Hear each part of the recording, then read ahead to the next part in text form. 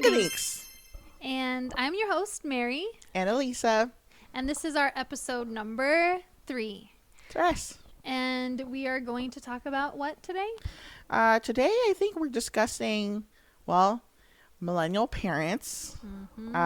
Differences between millennial parents and the parents before us, our parents, the people that raised us.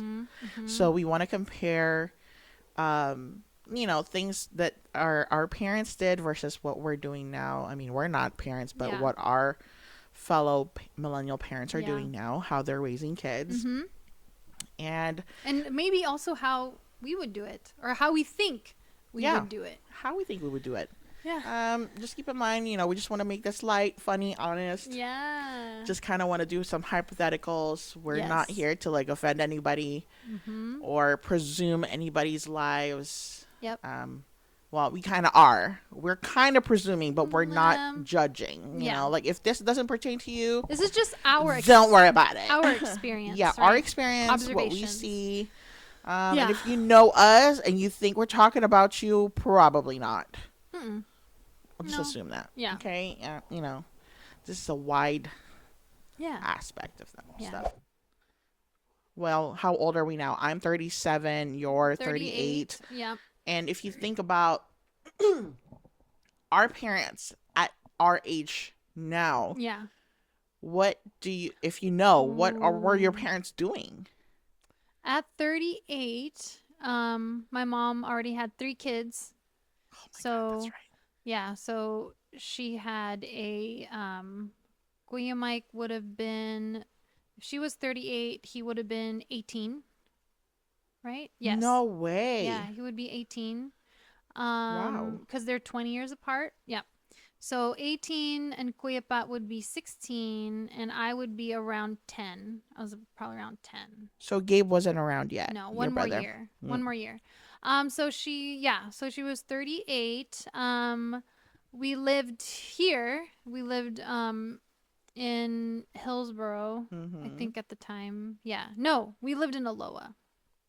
I mean, it doesn't matter, but we were, my mom was working, my dad was working, my grandparents were living with us, and my mom was taking care of my grandparents at the time. So she was doing that. She was working full time, taking care of my grandparents. What was your mom doing? Oh, she worked at, kind of like an Intel, but it was like a chip manufacturer. It wasn't TriQuint? Yes. It was TriQuint at that time? Yes. Was her dad working there too? Yeah.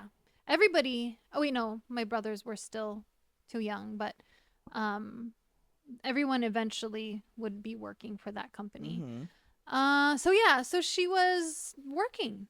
That's right. She was still working at the time, full time, if I remember correctly. I think when she got pregnant a year later at 39. She got pregnant with Gabe and still was working. Yeah, I'm trying to remember the things like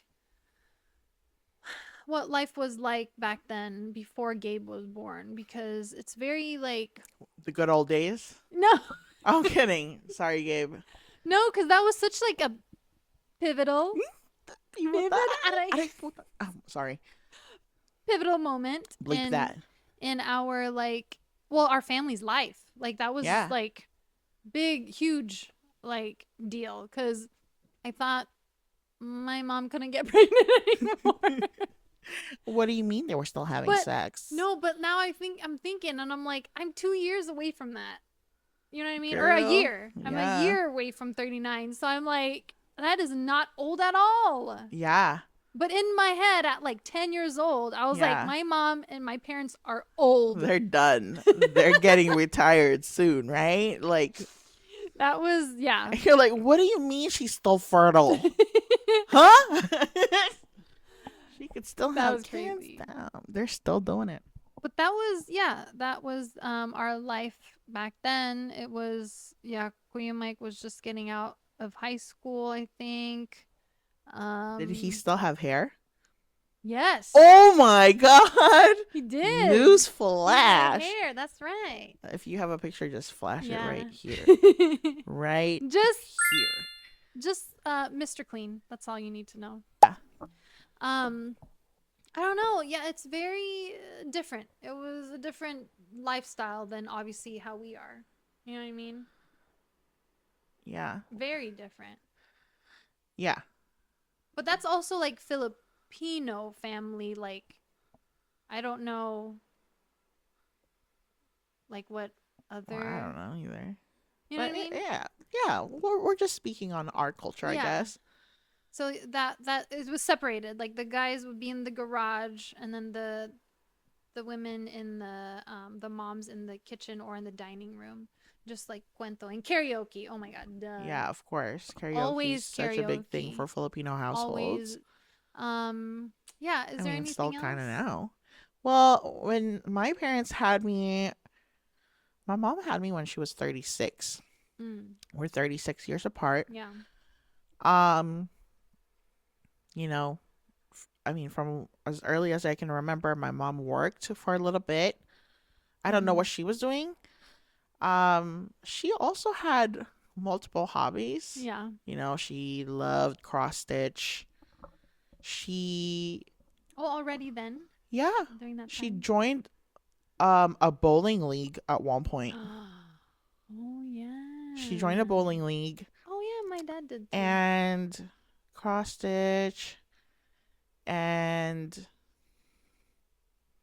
oh yeah, when they're not doing anything, they play tongits, like card games. Okay. Yes. And my dad would go drinking with his friends.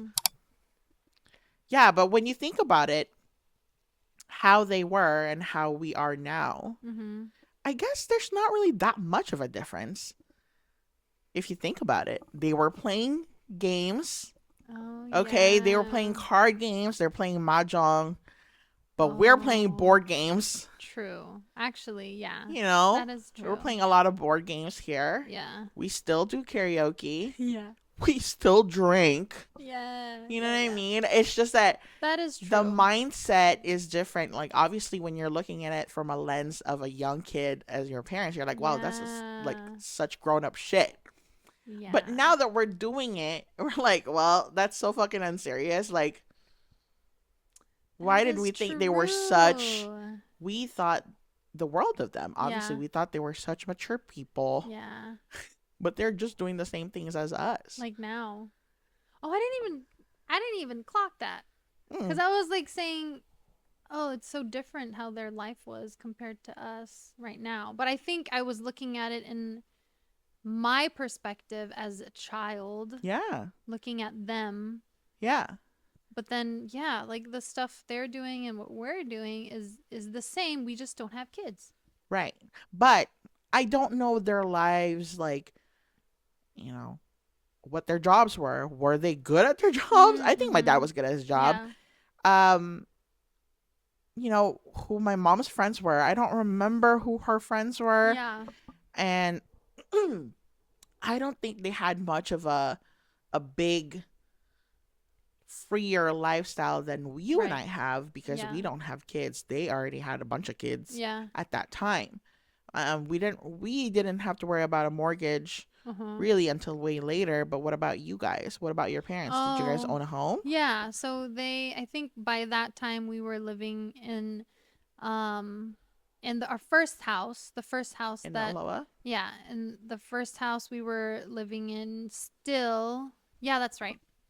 And that was that was until after Gabe was born. Gabe was born in that house. Like inside the house. Oh my God. I didn't know if your mom was out there doing home births. No way. No, Gabe was born in Providence, St. Vincent's, actually. Shout out. No, actually, don't shout out. Please. Please. Please.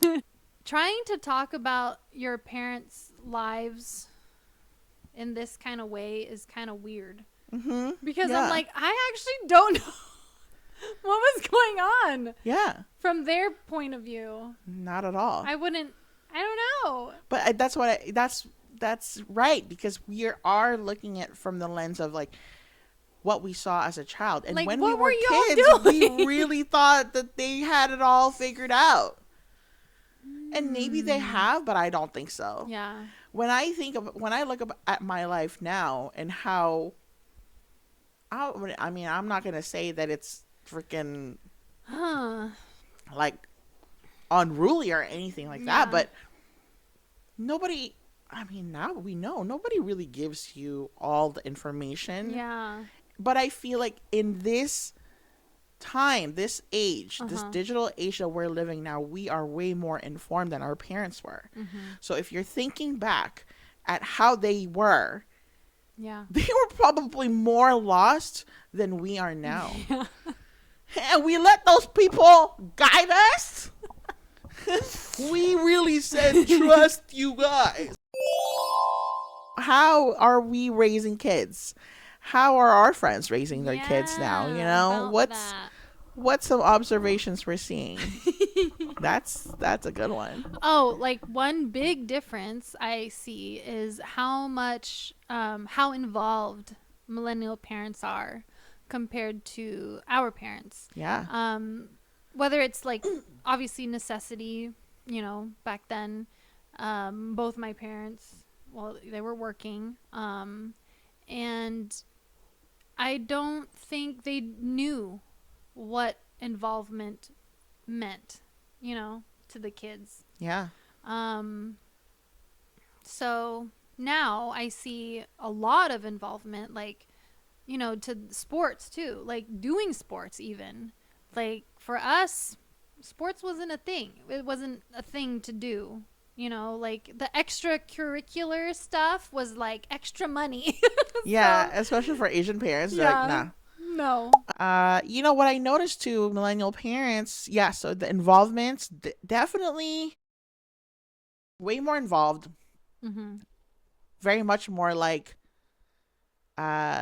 really want to know what's going on in their kids' lives. Yep. Whereas our parents are like, they only really cared about, is your homework done? Are you getting good grades? Yep. You better not have boyfriends. You better not be going out. Yeah. Whereas now it's more like, who are your friends? Who are the parents of the friends that you're seeing? And like we see that with our friends too, how they're interacting with other parents as well, making sure that they know exactly who their kids are interacting with, right? You know what I mean? And if they're safe and you know, they're so involved. Like our friends are volunteering in their kids' schools, man. Like my mom could never. Yeah, and I think it's so cool. It's cool to see that like our friends and our family who are parents are getting so involved into like the kids' lives, and it's just healthier, obviously. But I'm also like, oh, yeah. Also, this is not the generation for me. I don't want to be involved. I am an introvert. Like, constant, like, yeah, and also constant, like, planning and constant, like, the practices with sports and play then, like, dates after school. Yeah. Oh, I guess there's play dates before. Yeah. What else? It seems like a lot, and I think that also might be why I gravitated towards like not having kids earlier or not doing that, because I was like, oh, this is a lot. Like, you have to be ready and involved. And I was, you know, enjoying my time, you know, with Jake. And we were just like we were traveling and we were just like going on road trips. And I just saw that like, oh, I'm not ready for that yet. Because you have to give so much time. Yeah. If you want it to be healthy and if you want your kids to be what's the word? Well-rounded. Well-rounded, yes. Yeah. Well, that's another difference. You know, I feel, okay, sure, there might be other parents there, you know, that our parents or our parents' generation that cared about it, but I feel I see it more today, you know, caring about the overall health of their children. Yeah. So only speaking on my experience, my parents definitely cared a lot more about our physical health, our safety, providing for us. Whereas I feel like our generation of parents now is more about learning, getting to know their children. One, the other thing is like, gentle parenting, regulating your emotions, feeling your feelings, validating their feelings, validating their experience, explaining everything, making sure they feel heard.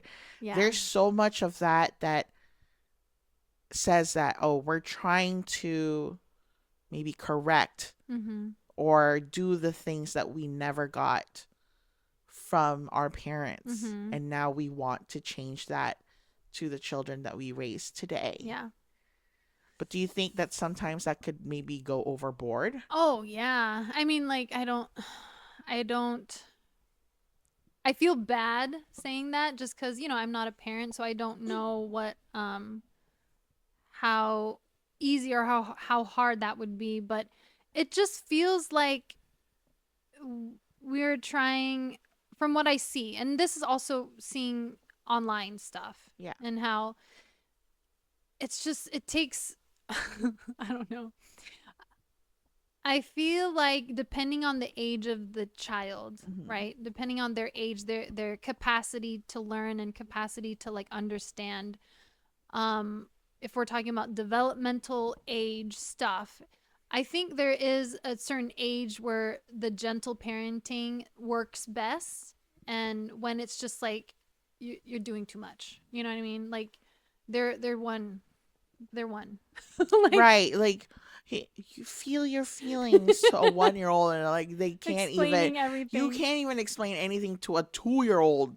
That's going crazy in freaking Target, the floor over there. Like, no, just take them out. You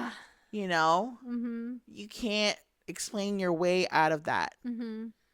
But I like the like our friends, how they're raising their kids. It's there's still a little bit of old school in them, to be honest. I've noticed that. Whereas like, okay, we can talk about certain things up to a point, and then the old school's gonna come out. You know what I mean? Like, I'm gonna count to 3. And if you're still not doing the thing that I asked you to do, we're gonna have some trouble. Or like, this is cool up until a point, but if you start disrespecting me, that still comes out. And I think that's the culture also that comes out, because Filipino culture, Asian cultures, they're like, we're not about that. And I still see that even in millennial parents, where we're really trying to be better for the children, but don't mistake, don't test me. Don't mistake kindness for weakness, kind of thing. I do agree that, again, not really speaking on people that we know intimately, but just like even what I see over on the internet, the overcorrection or over the top gentle parenting, where it's more about wanting your kids to be your friends. Versus being a parent first. It's okay to want to be their friend. I think that's valuable. But sometimes it starts to blur. The lines start to blur when you, as a parent, start seeking the validation of your child. Whereas, like, whether they like you or not matters more than you drawing the boundaries, putting the structures around them, which every kid needs. Every kid needs boundaries and structure. You need to model that for them. You can't wait on their confirmation before you start putting those things up, right? Sometimes you have to be the bad guy, and that's the thing that I see with our cousins or our friends. Sometimes you do have to be the bad guy. Right? Because they're not always going to see you as their friend. You can't expect that. But where I see that it's wrong, or like the overcorrection is too much, is like, yeah, when they seek the validation from their kids, and then also when they themselves can't regulate their own emotions. Yeah. I feel like sometimes we see kids testing you. Oh, yes. As a person, maybe bringing up maybe some things that you repressed, yeah, or haven't exactly dealt with yet, and they trigger you maybe, right? And you want them to regulate their feelings, but you as a person have not regulated your feelings. You don't know how to do that. So that's where it kind of starts to get a little messy, tricky. Then I'm like, sis, maybe that's not the way to go right now. Yeah. You can't gentle parent someone when maybe you need to be gentle parenting yourself first. You need it. Yeah. Yeah. Yeah, it's so hard to cuz the gentle parenting, right, is it's just what I see on social media. Yeah. And I think it can't be just that. You know what I mean? Like, it can't be just gentle parenting. There has to be like, from my observation, gentle parenting might work for one kid. Yes. And not another. And so maybe you have to personalize the gentle parenting that you're seeing on these TikTok stuff. Yeah. But I mean, that goes into knowing your child, knowing how they are, knowing what their likes, their dislikes, their values. So I think that is what I think the millennial parents are trying to do, is know their child and get to know them, because us, we didn't I didn't feel like my parents knew me really. Yeah. So I feel like the millennial parents are trying to get that, because that's not what they had. Yeah. I'm assuming, right? But right. If I was a parent, if it happens for us, that is what I would want. I would want my kid, or I would want to get to know them. I agree. And maybe this is not the same experience for everybody, but I think from like a Filipino culture or even Asian culture, we can probably assume that a lot of us have gone through this. Yeah, where our parents, very much just focused on providing, making sure that we have everything that we need: a home, clothes, food, education.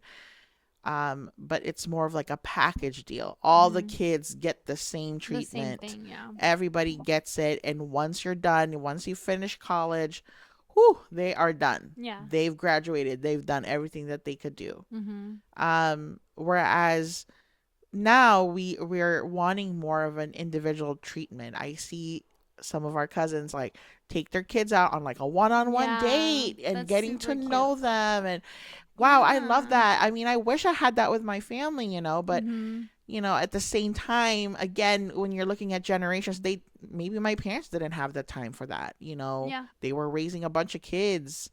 They didn't always have the same support and resources that we all have now. That's true.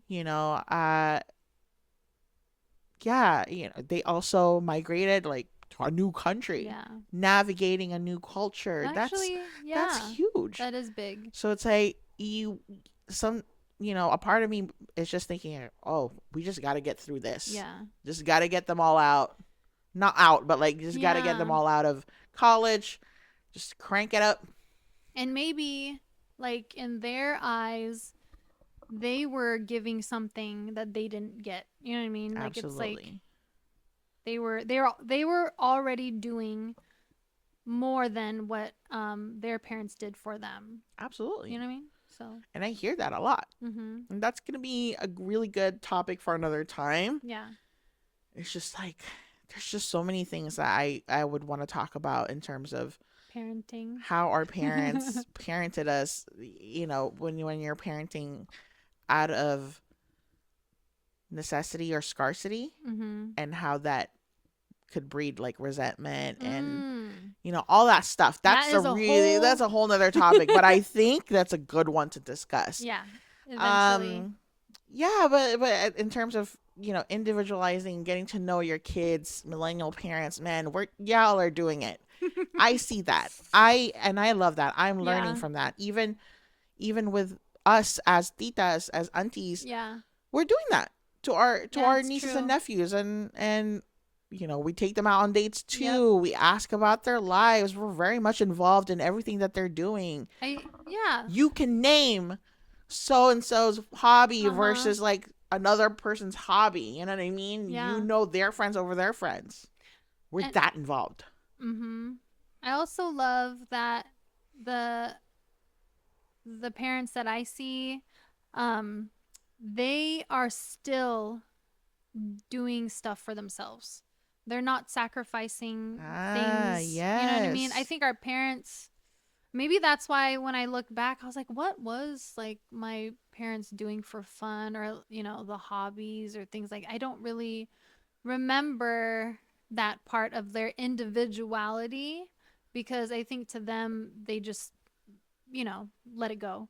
But the parents I see now, they're still doing things that are fun, and they still have parties, they still drink, and they still like go on little dates with their spouses. They go travel, sometimes without their kids, which is like, that's unheard of from like our generation before that. Yeah. It's the allowance to, is that right? Yeah. Sure. Like being free to still, be a parent, to be a mom, be a dad, but also still be a wife, be a partner, and do be stuff. Your own individual self. Yeah. Yeah. That's separate from all these roles that all the hats that you're wearing. Yep. I think it's acknowledging that we're all just doing the best that we can. We're all like wearing different hats at all times, and simultaneously for some, and acknowledging that, hey, I'm a mom, that's one thing, but I'm also still me. Yeah. And I still have things that I want to do. My mental health matters as well. Yo, that's another thing. I feel like our parents didn't really care too much about mental health. They didn't really talk about mental health. They're not really very much aware of mental health and how much that plays into your daily life. You said something to me that... Oh, I did? Yeah, yes. Girl, if you treat mental health the same way you would like cancer, you would probably take it more seriously, right? But nobody does. No. But it's just as serious. I mean, maybe it's not as insidious, but it could be, depending on what you have. Yes. Not every mental... Do you still say illness? Not whatever is the same. They're not all created equal, but if you treat them just as you would as like if you got a flu, if you got diagnosed with a freaking hernia, that all that stuff, you're going to the doctor, right? You're getting it checked. Yep. But why not mental health? I know. I mean, I feel like now our generation is getting better. It. But I think that's why it's so hard, because it's hard to, we had nobody to learn from. You know what I mean? Our parents didn't do it. So it's like, we are the trendsetters. I don't know what you call it. To me, I call that the blind leading the blind. We're all just out there like, what's going on? Therapy. Like, we're trying to do all that. Make it better, but also who are we, who is guiding us in that? It's just us. It's like each other. Yeah, that's what I see. Yeah, but also think about your parents. Who was guiding them? Nobody. Also each other. Oh yeah, true. Girl, also each other. That's why they're lost. Oh my word. That's why when we were thinking about this episode, we're like, dude, millennial parents are so freaking unserious. Yeah. Because at the end of the day, girl, we can't even, not a lot of us can even buy a house right now. Yeah. Rent is high. We don't even rent. I mean, we don't even own houses. What is it? We're dink woes. We have a group chat called Dink Woe. It's double income, no kids without a house. Without a house, it just sounds like we're homeless. Yeah, no, I mean, we're not homeless, but yeah. Without owning a house. Owning a house, and many people can agree to this. You know, we're not even thinking about mortgage, girl. I'm thinking about the next blind box that I'm about to buy. Huh? You know, I just bought. Do you know the amount of Amazon boxes that come through here? Yeah, my parents. Yeah, they could never. I'm thinking. Maybe that's why they're like always so like concerned with everything that we're doing now. Yeah. Well, my mom is always so concerned with like she always thinks we're so poor because of the stuff we do, like the travels we do. Yeah. And it's like we must be poor now. Like, you know what I mean? Because she's like, oh, you went on the trip last year and this and that. Like, oh, it must be hard for you guys to, you know, buy food. You know, I don't know. It's just the implications. Like we'll come to the house and she'll be like, oh, get all the, you know, just get whatever you want in our pantry. Love. Oh my goodness. But it's like, yeah, when she says stuff like, she would imply that because we went on these like trips now we must be poor or something. She doesn't say it, but it's like it's implied. It's implied. And it's just it's funny because I guess now looking that, like, if it was her, they would be like, we couldn't afford that, so they must be like poor now. Because that's why they didn't go on trips. Yeah. Or that's why we didn't go on trips. Because well, the priority is different, right? Again, for them, they're like, we gotta own a home. Right. Whereas for me, I'm like, I got 20 hours of PTO. Where am I going next? That's the one I'm thinking about. What is it? Experiences over... Yes, experience over material things. Yeah. Yeah. Owning experience versus ownership of a home. Yeah. Yeah. You know? Oh, yeah. So, okay, that kind of makes sense now because my car... Girl. For the longest time, my poor Rogue. Yeah, R.I.P. Been through so much. And I think that stuff like that. My mom would be like, oh, of course they can't afford a new car because they're doing all this other stuff. So then she would think that we're poor. Yeah, actually, my mom's going to be like, Uber Eats, DoorDash na naman. Ay, why you don't cook at home? That's why you don't have money to buy a house. Yes, exactly. Because you keep ordering out. My God. And I'm like, Ma, like I don't want to buy a house. Yeah, that's not the priority. I want Taco Bell. But I think. But even with that extra money, I'm not thinking house. No. Think about if me and Yon stopped getting Uber Eats now and we're like, wow, we actually saved freaking $5,000 throughout the year. That I'm not thinking that could have gone to our house. I would be like, I could have gone to Hawaii. Yeah. Yes. You know? That is true. That's a trip. Yeah. And so the priority's still different. Yeah. Yeah. So they didn't think like that, obviously. Our parents, you know. I think for me, like if I had a kid, I would still be me. I'd be like, my interest will be their interest up to a point, right? Like when they're of like the age where they start having their own thoughts and like like at 2. What? Yeah, you got 2 years. Yeah, okay. But until then, it's like, okay, we're gonna travel. We're going to be doing things that I feel are, well, yeah, I don't think it would change actually. No, because that was one of the questions, like, as if we were parents, how would we be, and like how our lifestyles might be. But I feel like it wouldn't change for me. Like I would still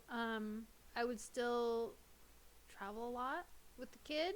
Yeah. I still want experiences over material things. Yeah. Anyways. Anyway, so parenting. Millennial parent. Okay, so clearly you and I are not parents, but let's do like a lightning round or for like some hypotheticals. Like what were the things that, okay, if you were a parent, would you do a gender reveal? Oh, no, but I think I would want to do a name reveal. I like a name reveal. Yeah, that's one. Yeah, I mean, also, I didn't grow up with that. We didn't do that. Like, our parents didn't do that. Maybe that's the one thing. Maybe that's one thing that's a millennial thing that I don't want to do. Yeah. Also, that's more money. Yeah. Too much money. No, I think I like a name reveal, actually. Reveal. Yeah. Because I don't like the whole secrecy up until birth. Yeah. I want personalized stuff. Yes. Personalized. We like that. I like that. Would you breastfeed? If given a choice, no. There's always a choice. Yeah. No, I don't think. No shade to the people who do breastfeed, but I feel like I would try it just to be like, okay. You would be like, squirt. You would try it, meaning you'd actually try it yourself. I know you. You'd squirt it and you're like, I don't see the hype. That's you, you sick. Beep. Beep. You sick fuck. You sick fuck. Wait. You're like, Jake, try it. Yo, this one. Whoa, this one's so full. I've never seen my titties this big. That would be you as a parent. I don't think. I'm definitely not the type or the one would be like, oh, they have to be breastfed because, whatever. Because they have, I mean, I guess you don't even know. You don't even know the benefits of breastfeeding. Yeah, you're not going to be breastfeeding, girl. You don't even know. No, there is, right? Especially like immunity. Okay, what else? Okay, that's one. Oh, the what's the? No, that stuff is sweet. I did try it. Huh? Yes. Whose? My mom's. Oh, okay, cool. No, but I had to because Gabe, she stole from your food supply. She's move, baby.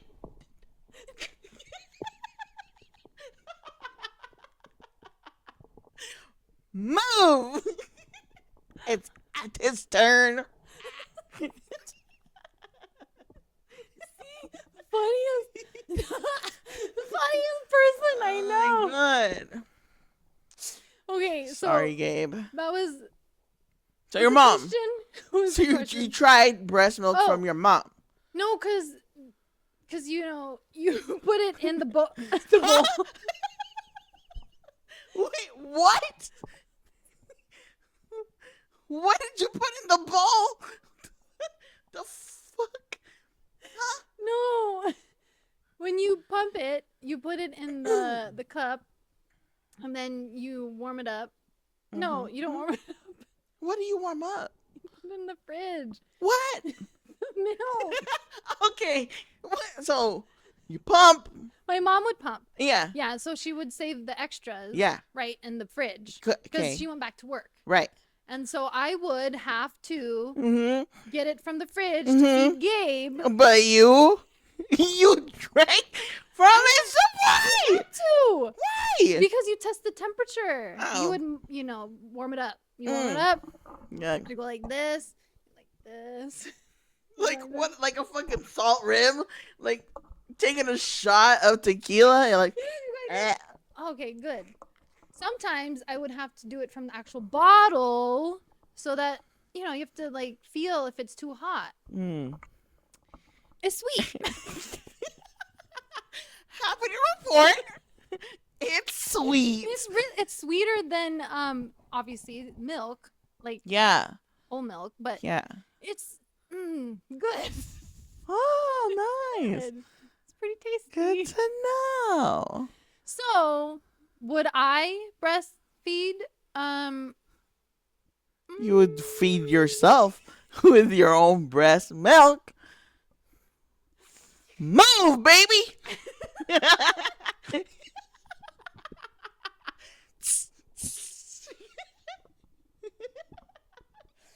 Okay. Next question. Oh, I don't have any more questions. I'm done after that breast milk thing. Yeah. You said this or that, right? I don't know. We're done. That was it. I mean, like the thing question. You had other things. No, it's not here, but after the breast milk, after I found out what Mary be doing with the breast milk, I'm done. I'm just Gabe, sorry, she stole the milk.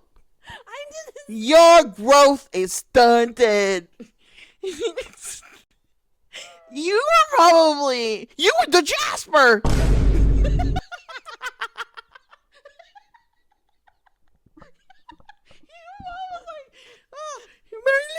Marylis, here's the milk for your brother. You're like,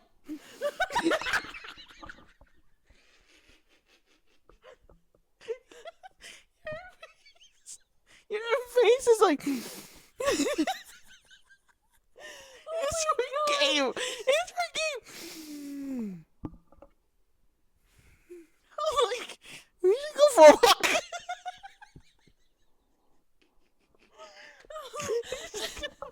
We should go for a walk. Girl, It's great. Not you stealing from your own damn brother. He's like, what? Gabe's like, I don't remember it being sweet. Yeah, because you never got it. You got Formula Man. Yeah, you were a Formula baby. Anyways. On that note, I think we'll end it here. No. Oh. So the subject was my bad. parenting. Well, yeah. Where were we? No, the parenting part, like between like the our parents and millennial parents. Mm-hmm. If I was a parent. Yes. Right. So yeah, I would breast. See, you keep going back to it.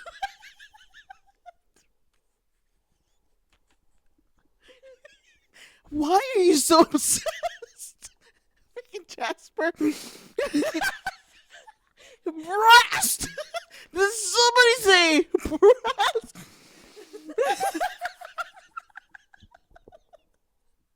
Did somebody say breast milk? Oh my god, that's so good.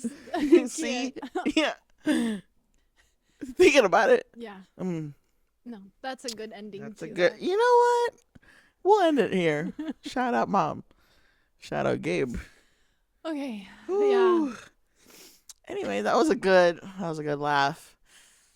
If you're still here, by now, thank you for watching. Thank you for listening. Yes. This has been your host again, Elisa Mary, breast milk survivor over here. Goodbye. Thank you. Jesus Christ. Breast friends.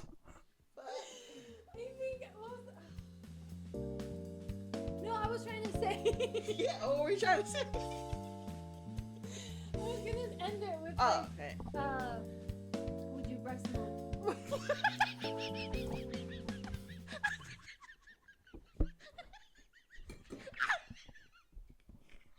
Get the fuck out of here.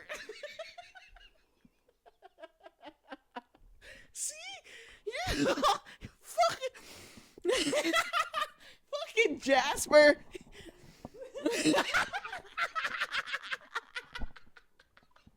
Would you breast milk? I get it now.